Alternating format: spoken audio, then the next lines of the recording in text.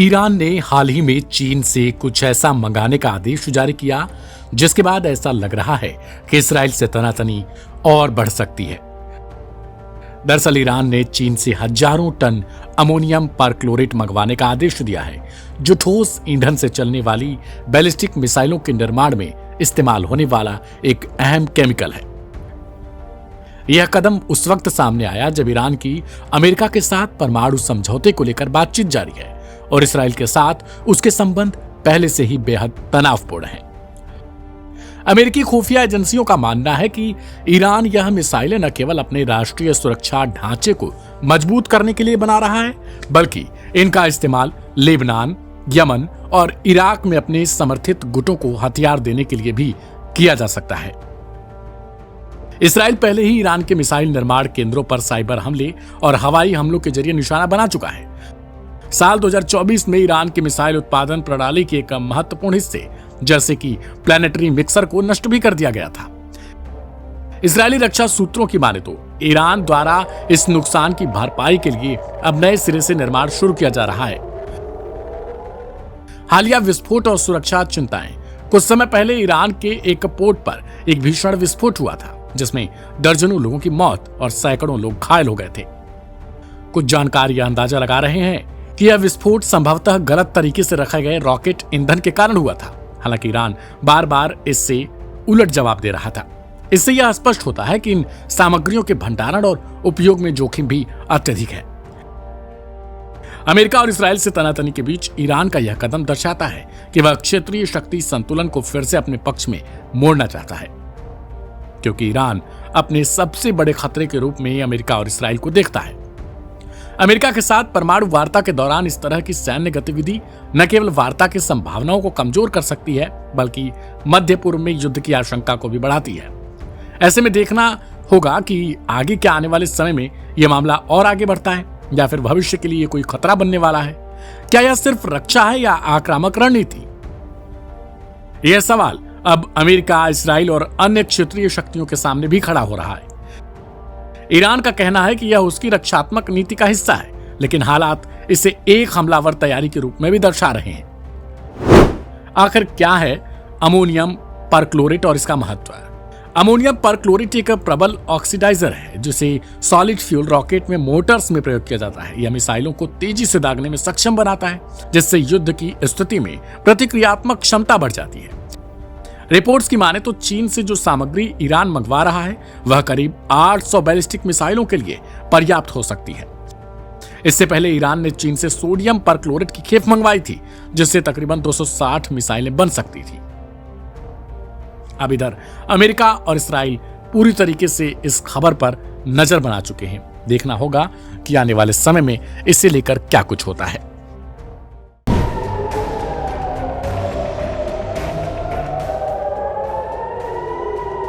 दो 2023 के अक्टूबर में शुरू हुआ इसराइल हमास युद्ध अब 2025 में प्रवेश कर गया है और इसके प्रभाव एक सीमित संघर्ष से कहीं आगे बढ़ चुके हैं। अब यह एक बृहद क्षेत्रीय टकराव भी बन गया है, जिसमें यमन, लेबनान, सीरिया और इराक जैसे देश अप्रत्यक्ष रूप से शामिल भी हो चुके हैं। गाजा में जारी भारी बमबारी और नरसंहार के बीच यमन के हूती विद्रोहियों द्वारा इसराइल के बेन गुरियन एयरपोर्ट पर हालिया ड्रोन हमला इस युद्ध के नए और खतरनाक चरण की ओर इशारा करता है। हूतियों का हमला गाजा के लिए याफा ड्रोन। यमन के हूती विद्रोहियों ने घोषणा की है कि उन्होंने 2 याफा ड्रोन इसराइल के सबसे व्यस्त हवाई अड्डे बेन गुरियन एयरपोर्ट की ओर भेजे। हालांकि इस्राएली डिफेंस फोर्सेज यानी आईडीएफ ने दावा किया कि ड्रोन को रास्ते में ही इंटरसेप्ट कर नष्ट कर दिया गया।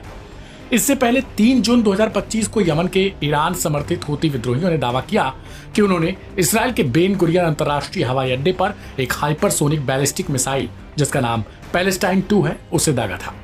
हालांकि इसराइल ने उस दिन भी कहा कि उन्होंने उसे हवा में ही ढेर कर दिया। हूती प्रवक्ता याह्या सारी ने जारी किया बयान। मजलूम फिलिस्तीनी जनता के प्रति अपने धार्मिक, नैतिक और मानवीय कर्तव्य का पालन करता रहेगा। इस्लामी उम्मह की हर कौम और हर राष्ट्र को यह कर्तव्य निभाना चाहिए। उन्हें आलस्य, पराधीनता, निष्क्रियता और शत्रु के सामने आत्मसमर्पण को त्याग कर देना चाहिए। ईश्वर उस कौम पर अपनी कृपा न करे जो अपनी जिम्मेदारियों से मुंह मोड़ती है। अपने दुश्मनों के आगे झुक जाती है, जबकि उसमें सामर्थ्य और संभावना मौजूद हो। यह बयान हूती प्रवक्ता अल-हसारी की ओर से दिया गया, जिसमें साफ तौर पर इशारा किया गया मिडिल ईस्ट के उन देशों की ओर जो मुस्लिम कंट्री भी हैं और बाकायदा वे इस रूप से भी है कि वे अगर चाहें तो गजा पर हमला बंद करवा सकते हैं। ये इशारा स्पष्ट तौर पर सऊदी अरब जैसे देशों पर ही था। ऐसे में हूतियों की ओर से दिया गया यह बयान एक भावनात्मक अपील के साथ क्षेत्रीय शक्ति संतुलन को भी चुनौती देता है। यह पहला मौका नहीं है जब हूती विद्रोहियों ने इसराइल या उसके सहयोगियों पर हमला किया हो। हूतियों का गजा के समर्थन में हमला कब और कैसे? नवंबर साल 2023 हूतियों ने रेड सी में इसराइली मालवाहक जहाजों पर मिसाइल दागी। जनवरी 2024 अमेरिका और ब्रिटेन के नौसैनिक जहाजों को लक्षित करने वाले ड्रोन अटैक। मार्च 2024 इसराइल की ओर से लंबी दूरी की क्रूज मिसाइल जिसे ओमान की खाड़ी में इंटरसेप्ट किया गया। साल 2025 यूएसए संग सीज फायर के बाद इसराइल पर लगातार मिसाइल और ड्रोन हमले जारी। हूतियों ने अपनी सामरिक क्षमताएं लगातार बढ़ाई हैं। अब उनके पास ईरान समर्थित तकनीक से लैस 2000 किलोमीटर से अधिक रेंज वाली ड्रोन और मिसाइलें हैं। इनमें अहम तब हो जाता है जब हूतियों की ओर से हाइपरसोनिक बैलिस्टिक मिसाइलें दागी जाती हैं, जो एक अहम कड़ी साबित होते हैं। हाइपरसोनिक मिसाइल काफी तेज गति से चलती हैं, जिसे किसी हवाई सुरक्षा कवच द्वारा इंटरसेप्ट करना भी मुश्किल हो जाता है। बहरहाल हूतियों की ओर से ड्रोन स्ट्राइक की चर्चा पूरे विश्व में हो रही है और ऐसे में देखना दिलचस्प हो जाता है कि इसराइल की तरफ से जवाबी कार्रवाई में क्या कुछ किया जाएगा।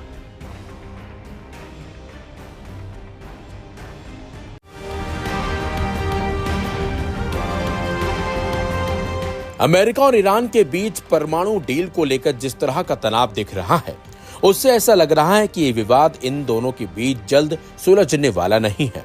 लगातार अमेरिका ईरान के सामने नए नए प्रस्ताव रख रहा है, लेकिन ईरान भी है कि पीछे हटने को राजी नहीं है। खास बात तो यह है कि ट्रंप की तमाम धमकियों का भी असर ईरान पर नहीं पड़ रहा और वो अपनी मांगों पर अड़ा हुआ है।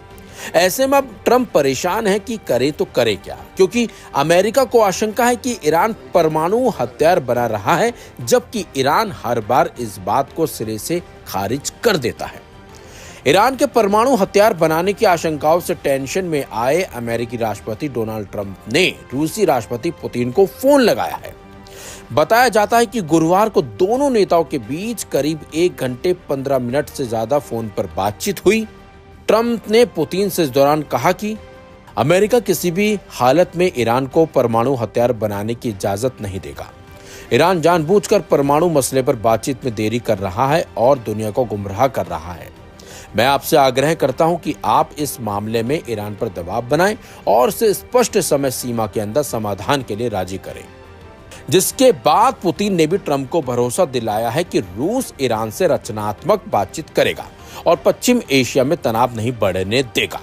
पुतिन ने कहा कि मॉस्को कूटनीतिक प्रयास जारी रखेगा। विशेषज्ञों के मुताबिक ये बातचीत ऐसे वक्त में हुई है जब ईरान इजराइल के रिश्ते बेहद तनावपूर्ण हैं। खुफिया एजेंसियों का दावा है कि ईरान अब हथियार बनाने के स्तर के करीब पहुंच चुका है और अब सबकी निगाहें पुतिन पर है कि वो तेहरान को मना पाते हैं या फिर नहीं।